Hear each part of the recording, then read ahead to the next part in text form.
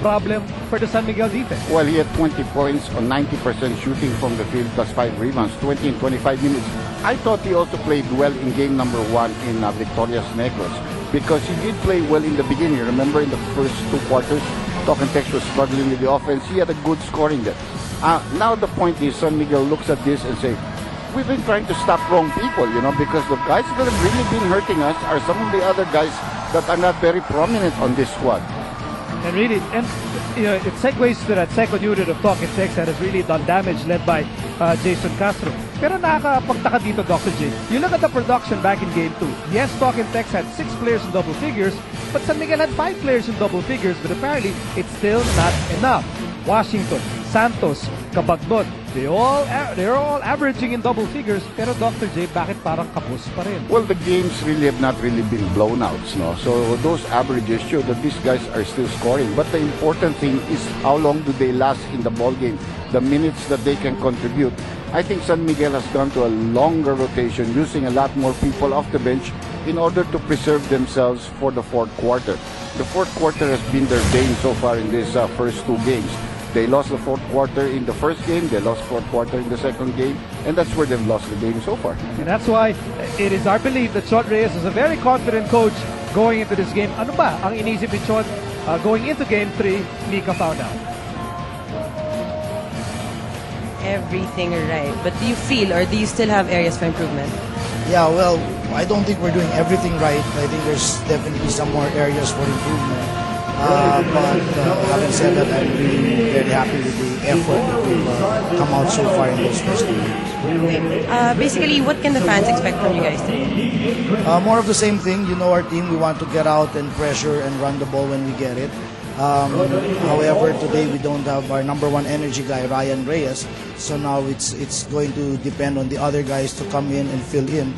I always say there's not one guy who's going to be able to fill in Ryan's shoes because they're very big shoes to fill. But all the rest of the guys, a little bit together, can help in to fill that void. Thank you so much, Coach, for your time. Back to the panel. Well, salamat, Mika. Yan ang lahat naman ng coach perfectionist.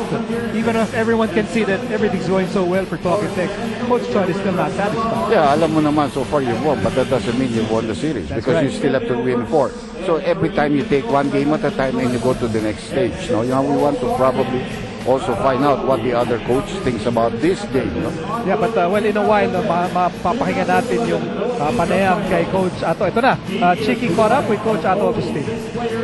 I am with Coach Ato Agustin of the San Miguel Beermen. Coach, sino po sa Talk and Text ang kinoconsider yung tinik sa tagiliran ng San Miguel, and how do you plan to remove this bothering thorn? I think yung game plan kasi namin against sa Talk and Text, first with Jimmy Alapag, no?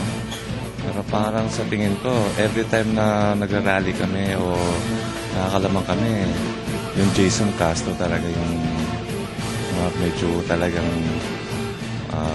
tinik sa amin. Kaya kailangan din namin talagang extra effort sa kanya. Now, Coach, you have one of the best sets of veterans in the league. You have Olsen, the 2 Danis, Dorian, Nick. Now, will we expect more minutes from your veterans, especially now na nasa delikado kayong sitwasyon? Of course. No? Kasi rotation naman namin talagang kasama naman sila and sana talagang mag-work yung namin yung team. Especially our teamwork, no? Especially yung mga this veteran na talagang yung experience nila sa championship talagang nandyan. So, expect na maglalaro sila. Thank you, Coach. Miko, Andy? Well, bakit nga itong mga veterano ng San Miguel? Siyempre, the sentimental veteran right now is Rodrigo Olsen Rosella, who's playing in his last final series dito sa PBA. There he is. Meron po tayong inihandang tribute para sa kanya. Ito, panoorin po natin a special tribute for Olsen Rara Rosella. Pistol-beat Narovich once said that love never fails, character never quits, and with patience and persistence, dreams do come true. This is exactly how Rodrigo Cesar Escueta Rosella chased his basketball dream. One summer in the early 80s, Olsen, a really thin youngster, tried out for the Ateneo de Manila University Juniors varsity team. The first time I coached, I was in second year college, 1982 yun. First year high school siya. And initially, hindi siya nakuha, nakat talaga siya. But it turns out, his mom is very close to my mom. So nagalit yung mother ko sa akin, ba't ko siya kinat? So ang ginawa namin siyang practice player because Olsen that time had a very poor running form. He couldn't shoot. He wasn't a good shooter. So ang sabi namin sa kanya, mag-practice player. While he was a practice player on that team, siya yung pinakamasipag. He was the first to arrive, last to leave, and he really did everything we asked him. Nung lumabas yung first semester grades, one of the regular players on the team had the failing marks. Sa Ateneo kasi pag may lagpa ka, hindi ka pwede maglaro. So that player had to be dropped from the team. And since si Olsen was with us in every practice, siya yung napasok. So, that's the story of how we made the team that first year. He would go on playing for the Eagles in the UAAP, backing up Chot's brother, June Reyes, the star point guard in that team at that time. Racela helped the Eagles win back-to-back championships in the 1987 and 88 seasons. Olsen never thought he would make it to the pros, but Chot, the same coach who gave him the break in Ateneo, selected him as Pure Foods' second-round pick, 12th overall in the 1993 PBA rookie draft. Olsen found himself again in the same spot he was back in high school. At that point, I think it was farthest from my mind and Olsen's mind that he would even make it sa PBA. And then, fortunately, when I started coaching Pure Foods in 1993, my very first year as a coach, yun ang same year na nagpa-draft si Olsen. With the same script, kompleto na kami ng point guard doon. We had Frankie Lim, Dindo Pumaren, and Rudy Enterina. So we got Olsen mainly as a practice player. A few weeks before opening, yung isang point guard namin si Rudy Enterina got an offer she consigned with Pepsi or 7-Up at that time. So another slot opened up sa amin sa Pure Foods, and we gave it to Olsen for the minimum pay for 1 year only. And he was only too happy, and the rest is history. Olsen won championships with Pure Foods, but his career did not take off until he moved to the San Miguel Beermen in 1997. Olsen would flourish under new San Miguel head coach Ron Jacobs. Olsen's rah-rah style of play and cerebral playmaking skills made him the starting point guard of the rebuilding team. Nung maging head coach na si Coach Ron, sabi niya sa amin, take a look at the players in other teams who could be the best fit as a point guard. Actually, siya naman ang nag-decision nun to get Olsen because he said that Olsen plays very hard every time he gets to play. Maski sandali lang yung minutes sa Pure Foods, 100% talaga yung binibigay niya sa laro. Olsen's improved game landed him a spot in the 1998 Philippine Centennial team that took home the bronze medal in the 1998 Asian Games in Bangkok, Thailand. A year later, Olsen would taste his first PBA championship at San Miguel, and a dynasty was built under his backcourt leadership. San Miguel is crowned the PBA Commissioner's Cup champions for 1999. San Miguel Mayor is the 1999 Governor's Cup champions. Champion of San Miguel for the second straight time in this season. With Racela directing the offense, San Miguel strung up 5 titles from 1999 to 2001. In 2002, Olsen again quarterbacked the national team that placed 4th in the Asian Games in Busan, South Korea. Dejected and all, Olsen rose up from that fall. In 2005, he helped the Beermen win another championship along the way, handed out his 2000th career assist, and he won another ring. 18 championships for the winningest franchise in PBA history. A 2-time mythical first-team member and a 5-time All-Star. Olsen has won a total of 9 PBA titles and still counting. Just last year, he played his 900th game. Back to Olsen. Bang! 900th game. 17 years within the PBA. A rare breed indeed. Now that he's 40, Olsen is a picture of longevity. Credit this to his unmatched work ethic.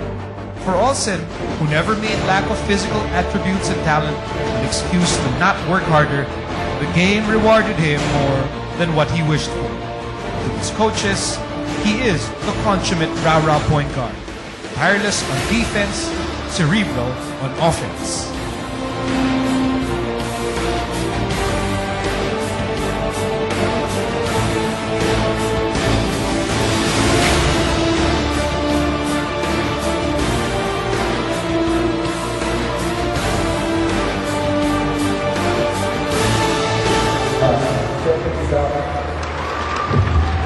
And of course, something confirmation.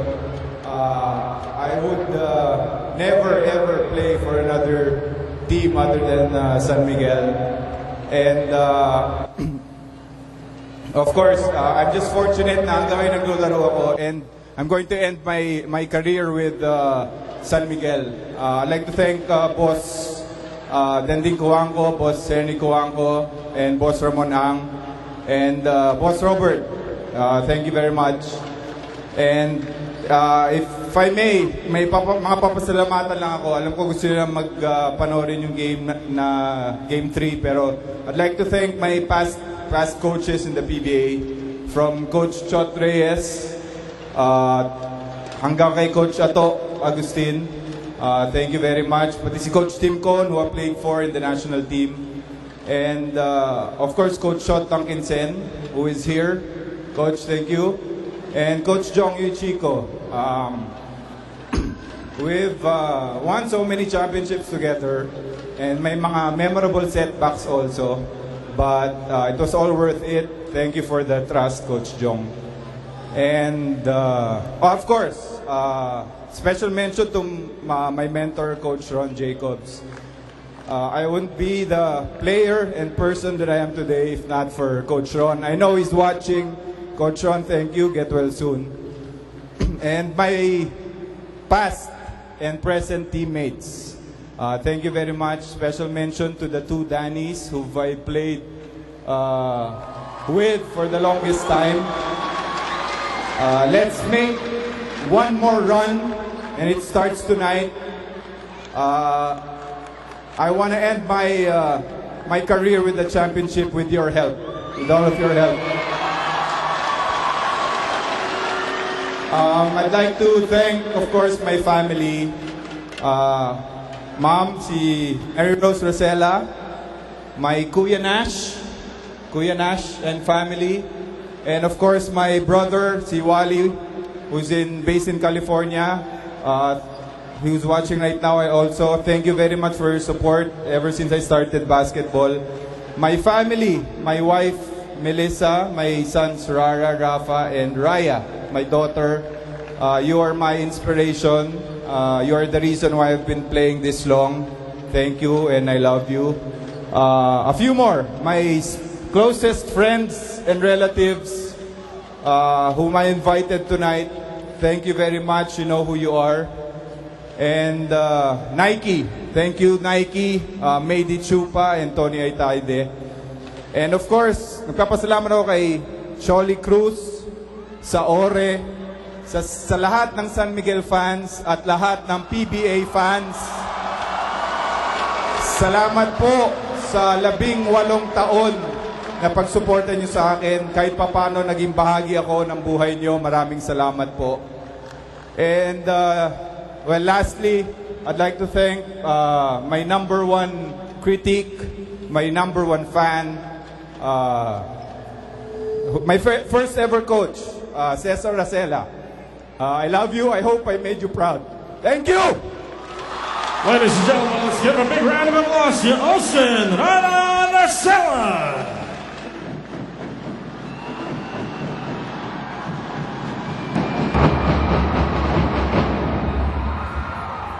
Due to some technical difficulties, we won't be using our center scoreboard, but instead we will be using the PBA scoreboard. We'll hit it. And what a tribute for Olsen Racela. Ito na ang kanyang pinakahuling final series not just in a